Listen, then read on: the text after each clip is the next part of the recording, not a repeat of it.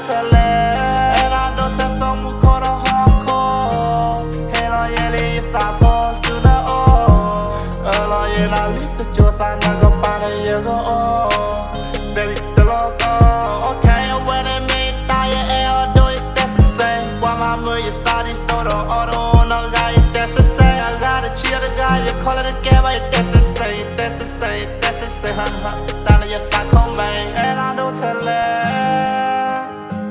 And I don't have fun with call the hardcore. The Joe lay fuck a lay it on now.